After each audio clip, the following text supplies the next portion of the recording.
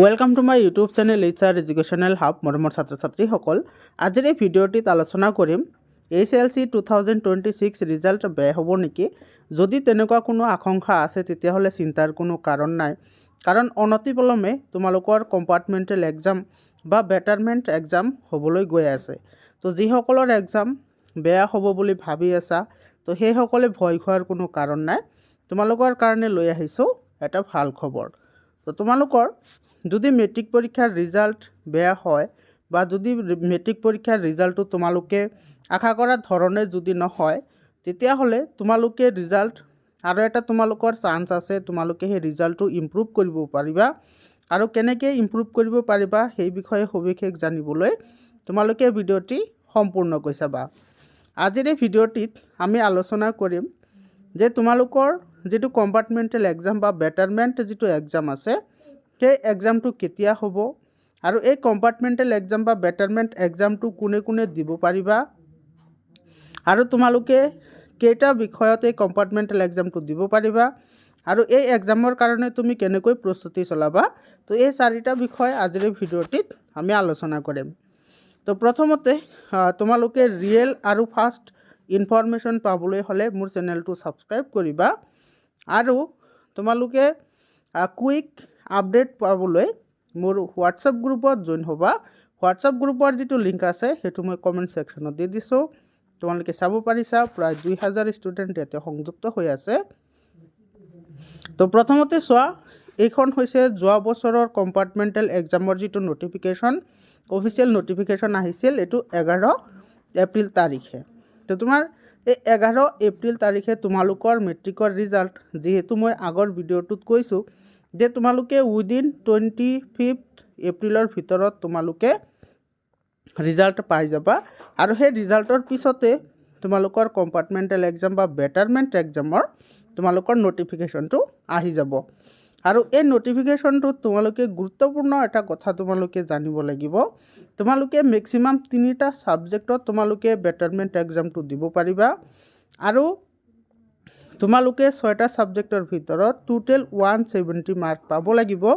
তেতিয়াহ'লেহে তোমালোকে এই compartmental exam বা বেটাৰমেণ্ট এক্সাম দিব পাৰিবা। এতিয়া কিছুমানৰ আছে যে তোমাৰ 180 পাইছে বা কিছুমানে 200 পায়ো ফেইল কৰিছে। তো সেইসকল ষ্টুডেণ্টে ধৰা স্পেচিফিক কোনো ছাবজেক্টত, যেনেকুৱা ধৰা ইংলিছ, এছামিজ বা মেথছ বা ছায়েন্সত তোমালোকে যদি মাৰ্কটো ইম্প্ৰুভ কৰিব বিচৰা বা মাৰ্ক বঢ়াব বিচৰা, তেতিয়াহ'লে তোমালোকে এই কম্পাৰ্টমেণ্টেল এক্সাম বা বেটাৰমেণ্ট এক্সামৰ যোগেদি তোমালোকে সেই মাৰ্কখিনি ইনক্ৰিজ কৰিব পাৰিবা। আৰু ইয়াতে চোৱা, তোমালোকৰ কিমান ফিজ লাগিব গোটেইখিনি কথা ইয়াতে ধুনীয়াকৈ দিয়া আছে। তো তোমালোকে আৰু ইয়াতে চোৱা, তোমালোকৰ এই 30% মাৰ্কটো তোমালোকে পাবই লাগিব আৰু তোমালোকে 180 বা তাতকৈ এবভ মাৰ্ক তোমালোকে পালেহে তোমালোকে কম্পাৰ্টমেণ্টেল এক্সামটো দিব পাৰিবা। আৰু তোমালোকৰ এই এক্সামটো কিন্তু ছিংগুল এক্সাম হ'ব, মানে ইয়াৰে পিছত আৰু তোমালোকক কোনো ধৰণৰ চান্স দিয়া নহ'ব। আৰু তোমালোকে প্ৰতিটো ছাবজেক্টৰ কাৰণে 500 টকাকৈ ফিজ দিব লাগিব আৰু সেই ফিজটো তোমালোকে অনলাইন মোডতো দিব পাৰা, নাইবা তোমালোকে চালান যোগেও দিব পাৰিবা। তাৰপিছত চোৱা, ইয়াতে যিকেইটা পইণ্ট আছে পইণ্টকেইটা তোমালোকক কৈ দিওঁ। আৰু ইয়াতে যিটো তোমালোকৰ কম্পাৰ্টমেণ্টেল বা বেটাৰমেণ্ট এক্সাম হ'ব, সেইটো তোমালোকে মেট্ৰিক পৰীক্ষা যেনেকৈ দিছিলা এজ ইট ইজ এক্সাম হ'ব। ইয়াতে চোৱা, তোমালোকে OMR চিটো পাবা, লগতে তোমালোকে থিয়ৰী পেপাৰো পাবা। তাৰপিছত তোমালোকে সেই ছেম ইয়াৰতে তোমালোকে কলেজত এডমিশ্যনো ল'ব পাৰিবা, তাৰে কোনো বাৰ্ডেন নাথাকে। মানে যিসকলে তোমাৰ ডাইৰেক্টলি পাছ কৰিব সিহঁতে যিটো ছিজনত এডমিশ্যন ল'ব, মানে 2026 to 27 ছেশ্যনত তোমালোকেও এডমিশ্যন ল'ব পাৰিবা। তোমালোকে জাষ্ট এই এক্সামটো ক্লিয়াৰ কৰিব লাগিব।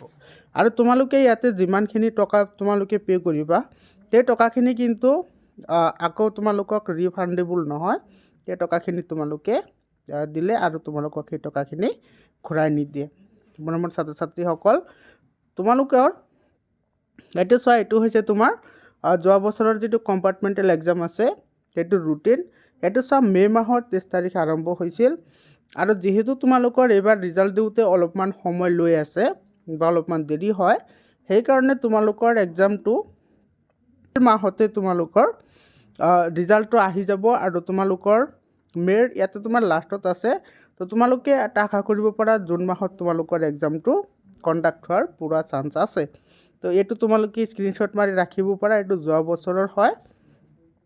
আৰু সদৌ শেষত তোমালোকে ভিডিঅ'টি শেষলৈকে চোৱাৰ কাৰণে ধন্যবাদ জনাইছোঁ। আৰু তোমালোকে প্ৰিপাৰেশ্যনৰ কাৰণে কোনো চিন্তা কৰিব নালাগে। 100% প্ৰিপাৰেশ্যন তোমালোকে মোৰ চেনেলতে কৰিব পাৰিবা। তোমালোকে চেনেলটো ছাবস্ক্ৰাইব কৰি হোৱাটছএপ গ্ৰুপত জইন হোৱা। ধন্যবাদ।